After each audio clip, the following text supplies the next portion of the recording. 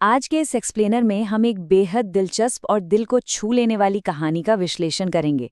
ये कहानी है जगन्नाथ नाम के एक बुजुर्ग की। एक ऐसा इंसान जिसके पास परिवार तो है, लेकिन परिवार के पास उनके लिए वक्त नहीं। और फिर इस अकेलेपन को दूर करने के लिए घर में एंट्री होती है एक बहुत ही अजीबोगरीब रोबोटिक समाधान की। चलिए बिना किसी देरी के इस कहानी की गहराइयों में चलते हैं। जरा सोचिए, क्या हो अगर इंसानी रिश्तों और जज्बातों का ठेका किसी आर्टिफिशियल इंटेलिजेंस को दे दिया जाए। आज की इस सुपरफास्ट जिंदगी में जहाँ हर कोई बस अपनी ही दुनिया में भाग रहा है, वहाँ बुजुर्गों का अकेलापन एक बहुत कड़वी सच्चाई बन चुका है। इस कहानी में एक जबरदस्त सस्पेंस है जिसे हम धीरे धीरे खोलेंगे, लेकिन इंसानों और मशीनों के बीच का ये टकराव हमें अंत तक बांधे रखेगा। कहानी की शुरुआत में ही हमें जगन्नाथ के घर का माहौल देखने को मिलता है, और सच कहें तो ये माहौल अंदर से बिल्कुल खोखला और रूखा है। घर में जगन्नाथ पूरी तरह से अलग थलग पड़ चुके हैं। कल्पना कीजिए, एक बुजुर्ग पिता अपनी बहू से बस एक कप चाय और थोड़ी सी बातचीत की उम्मीद करता है, और बदले में जवाब क्या मिलता है? मैं अभी चाय नहीं बना सकती, मेरा सीरियल शुरू हो गया है। ये एक लाइन ही इस घर की पूरी सच्चाई बयां कर देती है। एक टीवी सीरियल एक जीते जागते इंसान की छोटी सी जरूरत और बातचीत से कहीं ज्यादा अहम हो गया है। मेरे पास बिल्कुल समय नहीं है। आजकल हर घर में शायद यही सबसे ज्यादा बोला जाने वाला वाक्य बन गया है। जगन्नाथ के बेटे और बहू इतने ज्यादा बिजी हैं कि पिता के पास बैठकर 2 मिनट पुरानी बातें करने की भी फुर्सत नहीं है उन्हें। जगन्नाथ बस अपनी दिवंगत पत्नी का पसंदीदा गाना जंगल में कोयल गाए सुनना चाहते हैं।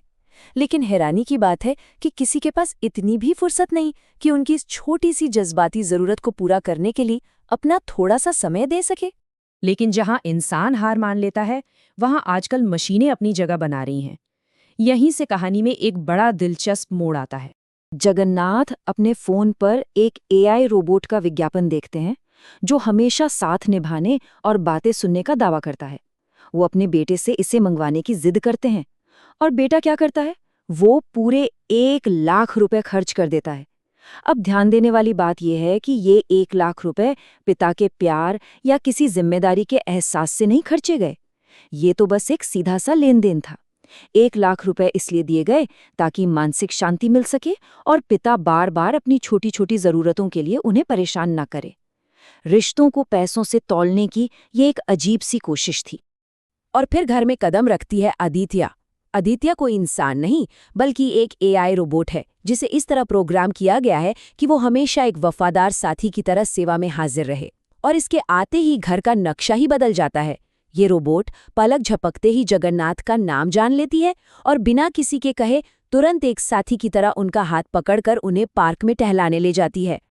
अब यहाँ से जो होता है वो एक बहुत ही गहरी और सोचने पर मजबूर कर देने वाली विडंबना है। जो काम असल में परिवार का था, वो अब पूरी तरह से एक मशीन के हाथों में है। जरा इस अंतर को देखिए। एक तरफ वो इंसानी परिवार है जो हर वक्त चिड़चिड़ा रहता है, जिनके पास कभी समय नहीं होता और जिनका बर्ताव बेहद रूखा है। और दूसरी तरफ है ये एआई रोबोट जो गर्मजोशी से भरी है, धैर्य से स्वादिष्ट चाय बनाती है, गाती है, किताबें पढ़कर सुनाती है। फर्क इतना साफ है कि कोई भी हैरान रह जाए।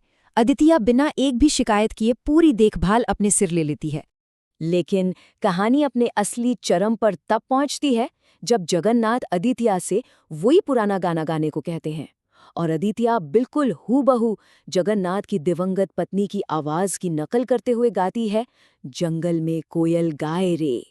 ये पल जितना ज्यादा भावुक है उतना ही तनावपूर्ण भी, क्योंकि एक निर्जीव मशीन को इस तरह से घर की मालकिन की जगह लेते देख बहू जलन और गुस्से से तिलमिला उठती है। और इसी गुस्से में जब बहू उस रोबोट को वापस कंपनी भेजने की कोशिश करती है तो एक बहुत बड़ा सच सामने आता है। पता चलता है कि वे 1 साल के न टूटने वाले कॉन्ट्रैक्ट में बुरी तरह फंस चुके हैं। और सबसे चौंकाने वाली बात, अगर कोई भी इस रोबोट के काम में दखलंदाजी करेगा या उसे तोड़ने की कोशिश करेगा तो ये मशीन अपने बचाव में हमला भी कर सकती है। मतलब अब परिवार के पास उसे खामोशी से बर्दाश्त करने के अलावा दूसरा कोई रास्ता ही नहीं बचा है। अब आदित्य का जादू सिर्फ जगन्नाथ तक ही सीमित नहीं रहने वाला था। धीरे धीरे इस मशीन का प्रभाव घर की 4 दीवारी से बाहर भी फैलने लगता है। पड़ोस के लोग जैसे सचिन, मोहन, विपुल, ये सब भी अब अपना ज्यादा से ज्यादा वक्त जगन्नाथ के घर पे बिताने लगते हैं। इसके पीछे की वजह जानकर सच में बहुत दुख होता है।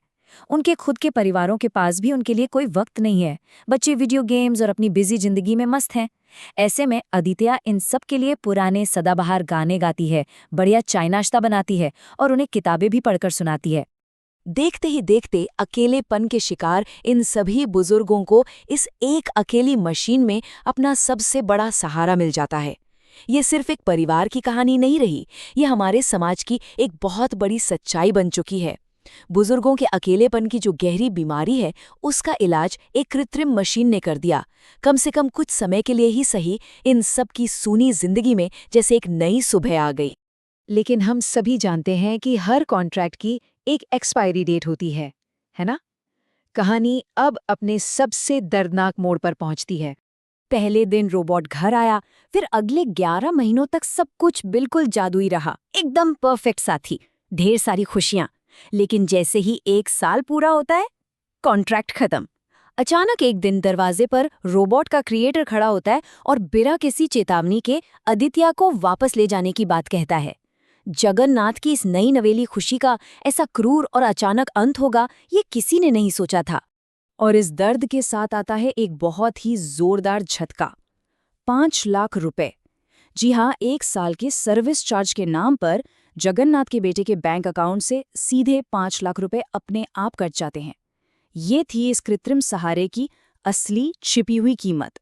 इस एक झटके ने ये पूरी तरह से साबित कर दिया कि वो जो सारा प्यार था, वो जो देखभाल थी, वो असल में कोई भावना नहीं थी। वो बस एक बहुत ही महंगा व्यापार था। क्रिएटर अदित्या को अपने साथ ले जाता है और पीछे छूट जाता है एक भयानक सन्नाटा। गीत वहीं रह गया है, लेकिन उस गीत को गाने वाला हमेशा के लिए जा चुका है। जगन्नाथ वापस उसी खौफनाक अकेलेपन में धकेल दिए जाते हैं जहां से ये सब शुरू हुआ था। अब उनके पास सिर्फ और सिर्फ अदित्या की आवाज में गाए गए उस गाने की याद है, जंगल में कोयल गाए रे, जो लगातार उनके कानों में गूंज रहा है। तो अंत में इस पूरे एक्सप्लेनर का सार हमें एक बहुत ही बेचैन कर देने वाले सवाल के सामने लाकर खड़ा कर देता है। क्या मशीनें कभी भी सच में इंसानी रिश्तों और भावनाओं की जगह ले सकती हैं? परिवार के प्यार को तकनीक के हवाले करने की ये जो भारी भावनात्मक और नैतिक कीमत है, उस पर हमें गहराई से विचार करना ही होगा। पैसे से कुछ वक्त की सुविधा तो जरूर खरीदी जा सकती है, लेकिन क्या सहानुभूति और सच्चा रिश्ता खरीदा जा सकता है? शायद कभी नहीं। इस विचारोत्तेजक विश्लेषण का हिस्सा बनने के लिए बहुत बहुत धन्यवाद।